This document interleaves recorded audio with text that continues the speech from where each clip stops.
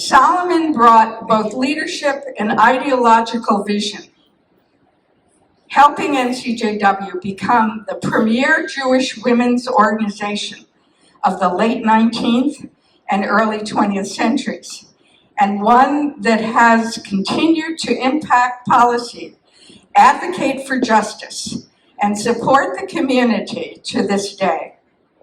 We present this award to a member or community leader whose activities exemplify such leadership and vision and have made an outstanding contribution in support of the NCJW mission, which is that NCJW is a grassroots organization of volunteers and advocates who turn progressive ideals into action. Inspired by Jewish values, NCJW strives for social justice by improving the quality of life for women, children, and families, and by safeguarding individual rights and freedoms. And now, to our 2022 honoree. Dale is truly a Renaissance woman. Prior to coming to California in 1989 with her super supportive husband, Mike, and their two Menchie sons, Joshua and Jonathan, her loving adjectives, Dale had very varied careers in social work, Montessori teaching, daycare administration, and as editor of educational software and later of professional technical publications. Her more personal bio, by the way, is on your tables. She holds multiple degrees in multiple areas at both the bachelor's and master's levels that have been the girding for her occupational choices as she moved with her family around the country. Dale accepted the position as a vice president of communication of our section in 2017, playing a huge but often rather hidden role in the oversight and improvement of our website, in the constant communication with our board of directors and membership, in her response to voice messages and emails left for the organization, in the construction and publication of monthly e-blasts and frequent special notices, in the tedious but necessary data management, and in the facilitation of virtual programming. Dale led the way when COVID appeared by willingly learning critical skills in Zoom mastery and maintenance for our virtual programs and meetings, without which our section could not have weathered the last 2+ years. A previous NCJW honoree at the Women's Philanthropy Women of Vision, with her math and computer science background, as well as her work ethic, Dale has truly become a major component of the glue that has kept and continues to keep our section together as we go from challenge to challenge, strength to strength. This year, the award itself is more special than ever. NCJW is truly privileged to pass on L'Ador Vador, the very bust that Romola Temkin of blessed memory received in 1998, to Dale, whom Rami admired greatly. Before her recent passing, Rami was aware of and most happy at the news that Dale would be our 2022 honoree. Rami's many decades dedicated to our NCJW section as president, scholarship chair, thrift shop worker, superb entertainer, and attendee at All Things Council, are represented by this bust and thus will be long remembered. Thanks to the gracious generosity of her daughter, Linda Temkin-Waltzman, our incoming recording secretary, devoted to NCJW in her own right. for her tireless work to further the mission and vision of NCJW and our section. It's my special and personal pleasure to present the 2022 Hannah G. Solomon Award to our extraordinary VP of Communication and my sister and my friend, Dale Chodosh Strok.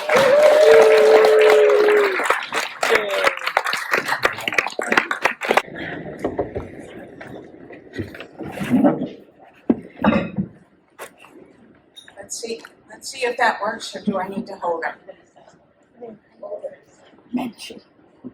Thank you so much, Linda. Hold it. No, hold it. Hold it.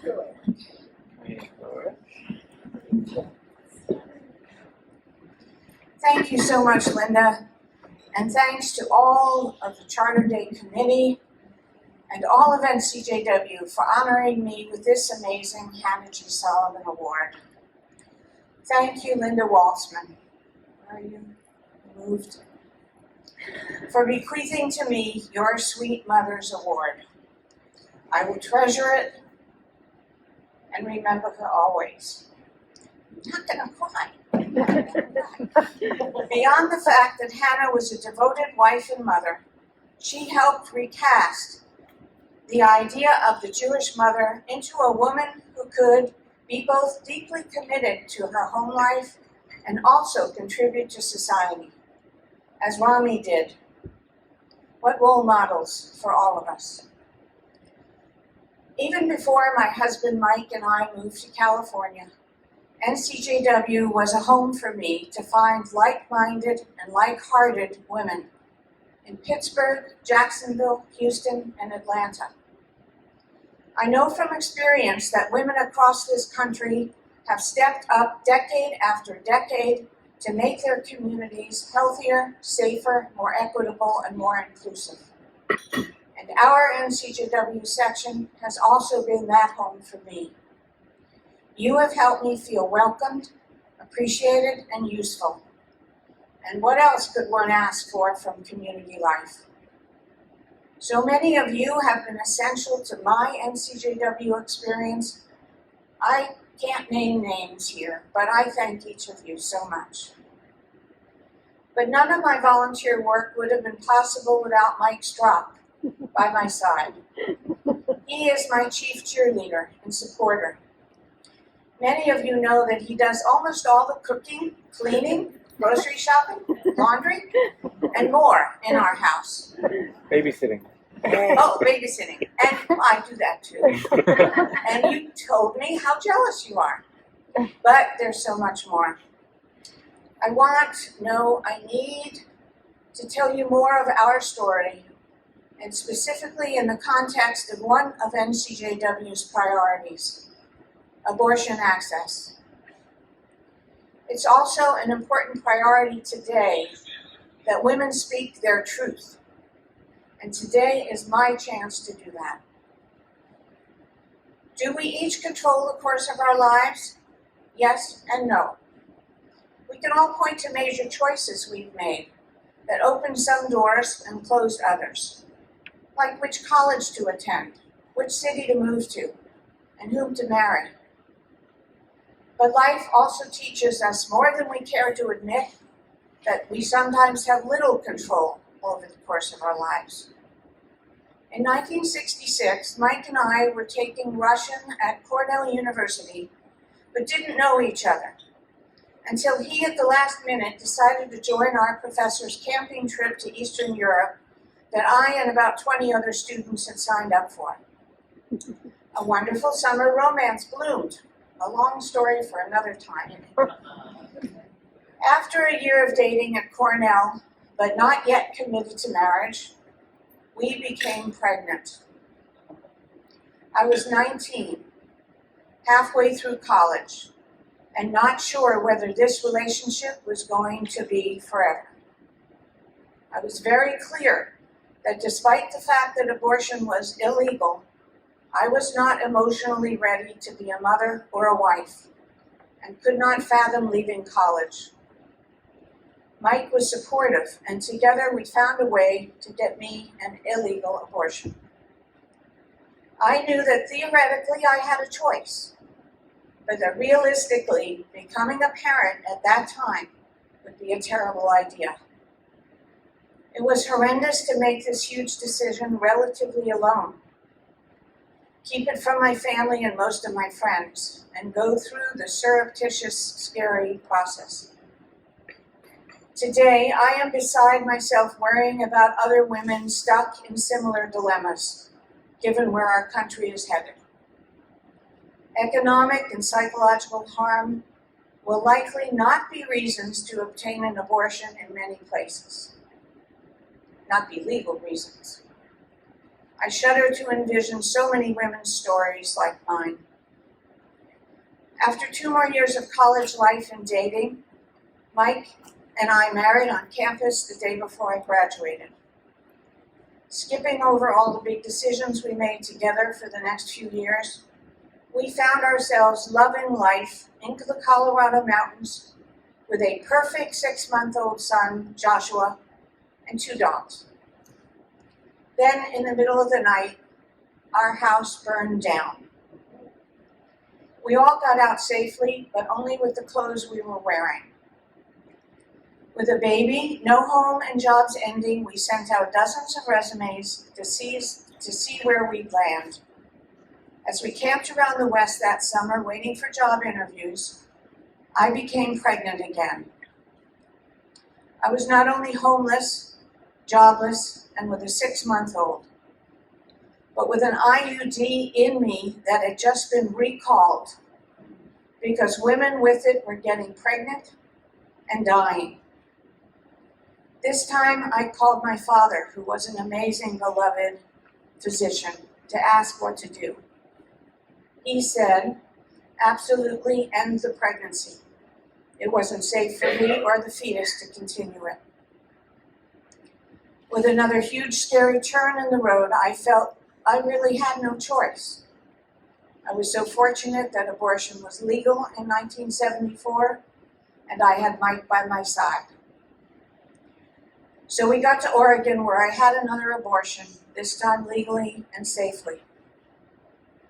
What will happen now to women in over half of the states if the Supreme Court removes a woman's federal right to bodily autonomy? Will cases like mine have to hire lawyers, go to court, and fight for their right to make difficult decisions for themselves? Mike and I found jobs in New Jersey, so we moved there. 2 years later, we happily got pregnant in 1976. But life took another turn. In my 28th week, I developed severe toxemia. The doctors considered ending the pregnancy to save my life, but the fetus died in me on its own. Another horrific memory. If abortion had been illegal, I might have been forced to wait for a natural delivery. But fortunately, the doctors were able to induce me and remove the fetus. Will women have to prove to a court of law that they didn't criminally cause their baby's stillbirth? That's already happening. Now classified as high risk, I had to wait a year, and then was able to get pregnant again and had another perfect baby boy, Jonathan. I try not to focus on the circuitous journey I took to get to today, but I'm so blessed and grateful to still have my shared life partner, 2 warm, sensitive, menschy sons, 2 marvelous daughters-in-law, Rabbi Karen Strok and Kristen Strok, and 4 amazing, adorable, loving, and lovable grandsons. Josh and Karen are sad to miss today, but Josh isn't feeling well, and Karen needed to stay home to take care of him. They're right here. Kristen had to stay home because their babysitter got sick. Why did I tell you my story? Believe me, it wasn't easy. But today in America, it's essential that Jews speak up and tell their abortion stories and support all aspects of reproductive justice, because those freedoms are integrally bound to our religious liberty.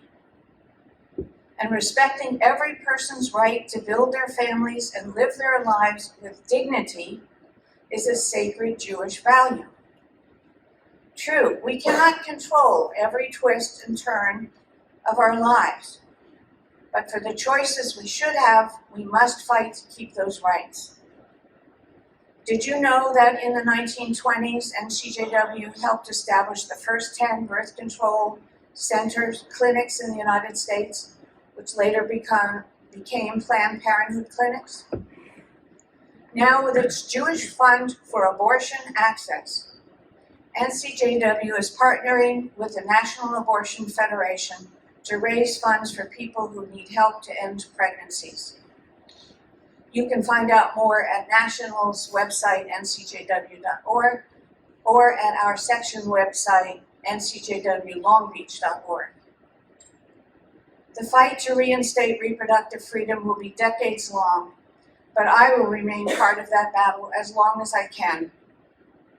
Until every person has the power to make their own informed decisions about their body, sexuality, and future, our work is not over. You all can't imagine the amount of work that went into creating this day. Thank you again to my dear friends on the Charter Day Committee.